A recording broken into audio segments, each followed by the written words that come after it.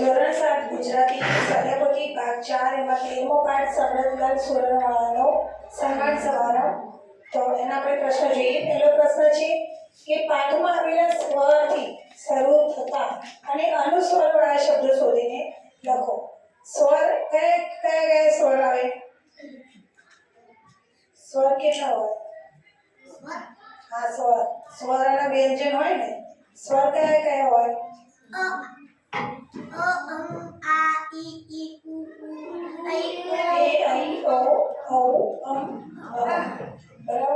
તો આપણે ઈ ઉપરથી શબ્દો હોય, ઉ ઉપરથી હોય, રૂ ઉપરથી હોય, આ ઉપરથી હોય. તો એ બધા શબ્દો જો અહીંયા અભિનંદન સ્વરથી શરૂ થતા હોય અને અનુસ્વર વાળા હોય એટલે બિંદુ પણ હોય. બરાબર. અહીંયા જેમ કે જો શબ્દ આપેલો છે અભિનંદન, ઓળખું, એમના, એનું, એના. અહીંયા આપવામાં બાકીના જે શબ્દો છે એમાં અનુસ્વાર નથી પણ સ્વરથી શરૂ થતા છે. જેમ કે અભિમાન, અક્કલ, ઇનામ, કોથમીર, આ બધા શબ્દો અંદર આપેલા છે. ચલો પ્રશ્ન 2. આપેલા શબ્દોનો અર્થ સમજાવી વાક્ય પ્રયોગ કરો. તો પ્રમુખ એટલે મુખ્ય વ્યક્તિ. બરાબર. અમારા ગામના પ્રમુખ બહાર ગામ ગયા છે. વાક્ય બનાવવાનું ને આપણે તો બનાવી શકીએ આવી રીતે. મંત્રી તો દેખરેખ રાખનાર. તમારા વર્ગનો મંત્રી ક્યાં છે? શેઠ તો માલિક. મારા શેઠ બહુ ગુસ્સાવાળા છે. બરાબર. પ્રધાન તો મુખ્ય. તમારા દેશના પ્રધાનમંત્રી કોણ છે? એટલે મુખ્યમંત્રી કોણ છે? સાહેબ એટલે શિક્ષક. બીજું એ તો ટીચર ને ઇંગ્લિશમાં કહેવાય. બીજું ગુરુજી. ગુરુજી જે જૂનો જે શબ્દ છે ગુરુજી, માસ્તર. બરાબર. એ શબ્દ મારા સાહેબ મને બહુ ગમે છે. વાક્ય તમે બનાવી શકો છો. ચલો જોડકા જોડો ફટાફટ. અહીંયા સમરતલાલ તમે ખબર ને પાઠમાં સ પરથી બાંધી હતી તો સમરતલાલ સુરનવાળા, બાબુલાલ એકચ્યુઅલી પાઠમાં બાબુલાલ નથી. શું નામ? બબુલાલ છે. અહીંયા બાબુલાલ ખોટું છે પણ લલ્લુભાઈ, ડાયાભાઈ, કરશીભાઈ. પરીક્ષામાં ના ખબર પડે ને તો એ ખબર પડી જાય હે ને. ક ક ડ ડ એવી રીતે એ લોકોએ બનાવ્યા છે, નામ પાડ્યા છે. કોણ બોલે છે તે લખો. સમરતલાલ શેઠને હું 10 વર્ષથી ઓળખું છું. કોણ બોલ્યા હતા? ફુલાભાઈ ફણસીવાળા. મારો ને સુરણવાળા શેઠનો સંબંધ અદ્ભુત છે. ડુંગળી ગરીબો માટે આશીર્વાદ છે. સાહેબ મને 2 મિનિટ બોલવાની રજા આપો. હું તો સીધો સાદો શાકનો વેપારી છું. સમરતલાલ સુરનવાળા. તો આપણે યાદ રહેવું જોઈએ કે કોણ બોલ્યું હતું. બરાબર. ચાલો અહીંયા ફકરામાંથી સંજ્ઞા ઓળખી લીટી કરી અને પ્રકાર લખો. તો આ ફકરો આપણે વાંચવાનો છે. એમાં વાંચતા તમને શબ્દો પકડવાના છે. કઈ સંજ્ઞા છે? સંજ્ઞા તો આવડે ને? કેટલા પ્રકાર હોય સંજ્ઞાના?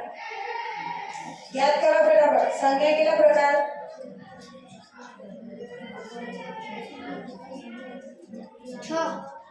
બોલો એક બોલો.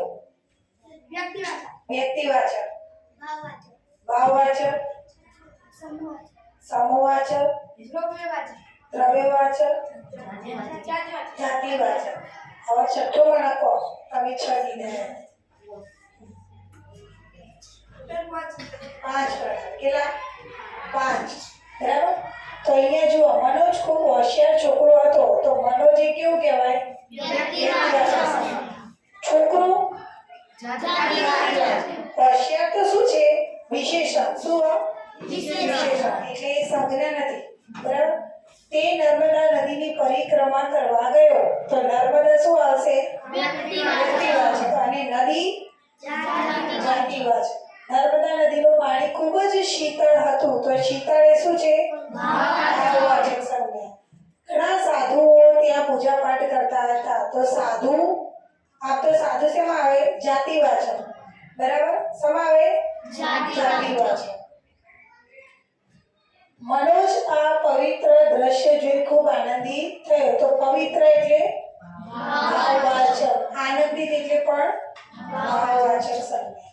તો આવી રીતે સીધી રીતના તમને શબ્દો ના આપ્યા હોય, ફકરો આપ્યો હોય તો આપણે જાતે શોધી અને સામે એનો સંજ્ઞાના પ્રકાર લખીશું.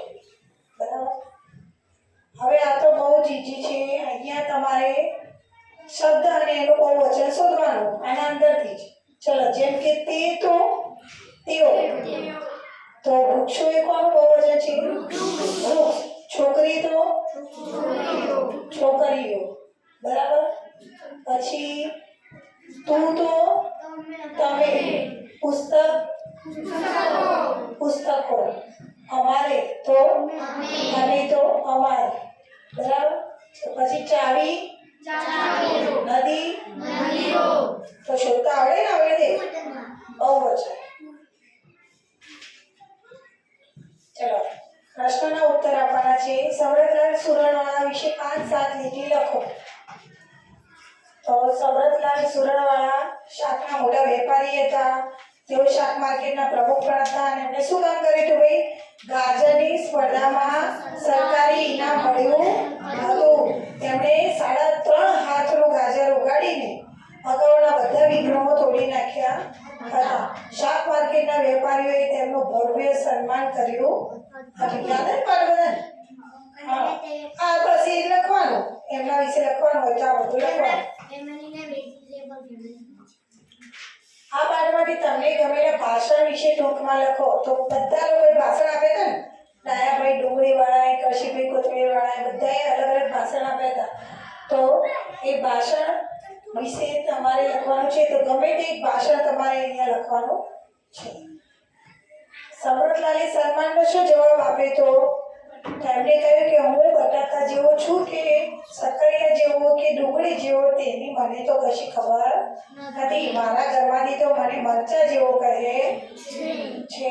હું તો સીધો સાદો શાકનો વેપારી છું. હજી આગળ એમણે વાત કરી હતી, બરાબર, પણ એ આગળ વાત કરી હતી એ આપણે અહીંયા જગ્યા નથી એટલે લખેલ નથી. બાકી એમણે જે જવાબ આપે તે બધું લખી શકો છો.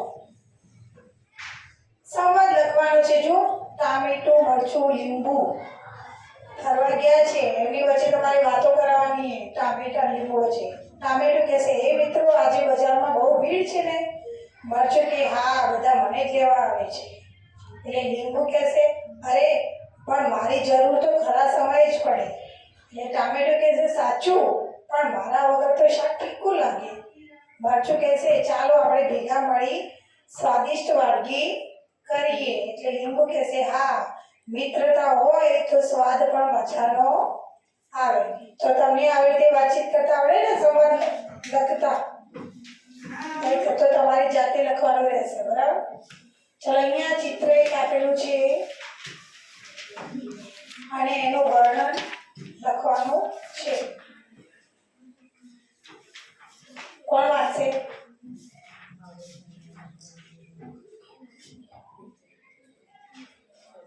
વાંચો પૃથ્વી. આ ચિત્રમાં એક રંગબેરંગી બજાર દેખાય છે. બજારમાં અનેક દુકાનો છે.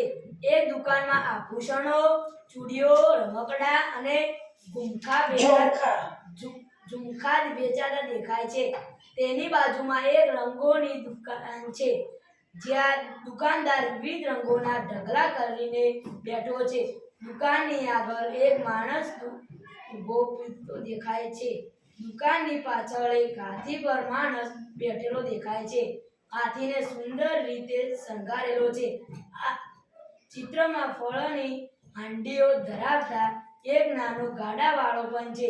આ ચિત્રમાં દુકાનોની પાછળ તાજમહેલ પડછાયાની જેમ દેખાય છે. સમગ્ર દ્રશ્ય ખૂબ જ જીવંત અને મનને મોહી જાય એવું છે. ઓકે, અહીંયા એક માણસ હુક્કો પીતો દેખાય છે. દેખાય તમે ચિત્રમાં જુઓ, આ બેઠો. હા, તો જુઓ, ચિત્રનું વર્ણન તમે કરો છો, તમે બધાને આવડે, પણ તમે શું કરો? અને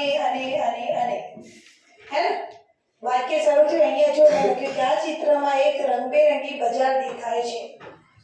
બજારમાં મેં અને લખ્યું છે અને નહીં પછી આપણે ચાલુ કરી દેવાનું કે બજારમાં અનેક દુકાનો છે એક દુકાનમાં આભૂષણો ચૂડીઓ રમકડા અને ઝોકા વેચાતા દેખાય છે બરાબર સીધું આપણે એ જ લખવાનું કે શું શું દેખાય બરાબર પછી આખો દિવસ એવું બી ના હોય છે કે અહીં અહીં અહીં અથવા તો આ ચિત્રમાં તમે વાક્ય શરૂ કરો ને નવું એટલે એવું લખો કે આ ચિત્રમાં એક આ દેખાય આ ચિત્રમાં એક આ એવું નહીં કરવાનું તમારે આવી જ રીતે વર્ણન સીધું જ કરવાનું કે બજારમાં દુકાનો છે દુકાનની બાજુમાં બીજી દુકાન છે કે લારીવાળો છે કે માણસ બેઠો છે જે બી બરાબર એના બાજુમાં એની આ બાજુ એની પેલી બાજુ એની પાછળ શું દેખાય બીજું શું દેખાય બરાબર